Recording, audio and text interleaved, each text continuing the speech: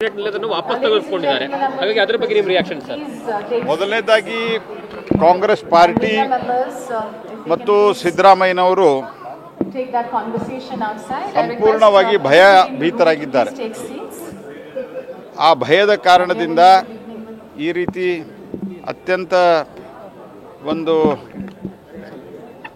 ಕ್ಷುಲ್ಲಕವಾದಂಥ ರಾಜಕಾರಣವನ್ನು ಮಾಡೋ ಪ್ರಯತ್ನವನ್ನು ಮಾಡ್ತಾ ಇದ್ದಾರೆ.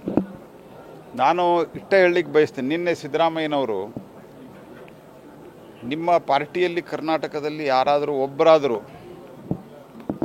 ಭ್ರಷ್ಟಾಚಾರ ಇಲ್ಲದಾರದಂಥವರು ಇದ್ದರೆ ನಾನು ನಿಮಗೆ ಸನ್ಮಾನ ಮಾಡ್ತೇನೆ ಅಂತ ಹೇಳಿದ್ದಾರೆ. ಸಿದ್ದರಾಮಯ್ಯನವರೇ, ನೀವೇ ದೊಡ್ಡ ಭ್ರಷ್ಟಾಚಾರಿ. ನೀವೇನು ಮಾತಾಡ್ತೀರಿ? ನಿಮ್ಮ 70 ಲಕ್ಷ ರೂಪಾಯಿ ವಾಚ್ ಏನಾಯಿತು ಸಿದ್ದರಾಮಯ್ಯನವರೇ? ನಿಮ್ಮ ಮೂಡ ಹಗರಣ ಅಂತೂ ಈಗ ನಡೀತಾನೆ ಇದೆ.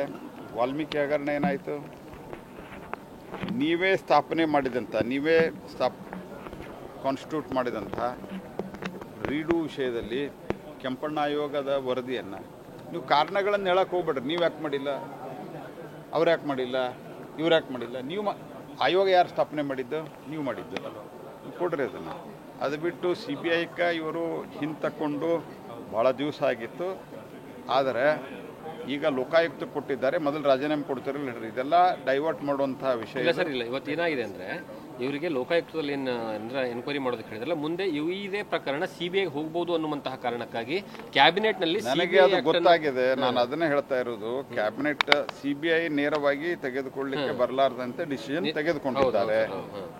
ನಾನು ಹೇಳೋದು, ಮೊದಲು ನೀವು ರಾಜೀನಾಮೆ ಕೊಡ್ರಿ. ಲೋಕಾಯುಕ್ತ ಮಾಡ್ಬೇಕಂದ್ರೆ ನೀವು ರಾಜೀನಾಮೆ ಕೊಡ್ರಿ. ಲೋಕಾಯುಕ್ತ ADGಯನ್ನು ಈಗ ಇತ್ತೀಚೆಗೆ ಸಿದ್ದರಾಮಯ್ಯನವರು ಪೋಸ್ಟ್ ಮಾಡಿದ್ದಾರೆ. ಅವರಿಗೆ ಗೊತ್ತಾಗೇ ಪೋಸ್ಟ್ ಮಾಡಿದ್ದಾರೆ ತಮಗೆ ಬೇಕಾದವ್ರನ್ನ ಅಂತ ನನಗಿರುವಂಥ ಮಾಹಿತಿ. ಆದ್ದರಿಂದ ಇದು ತಮ್ಮನ್ನು ತಾವು ರಕ್ಷಿಸಿಕೊಳ್ಳಲಿಕ್ಕೆ, ಭ್ರಷ್ಟಾಚಾರದಿಂದ ರಕ್ಷಿಸಿಕೊಳ್ಳಲಿಕ್ಕೆ ಮಾಡಿರುವಂಥ ಒಂದು ದೊಡ್ಡ ಪ್ಲ್ಯಾನ್ ಇದೆ. ಇನ್ನೊಂದು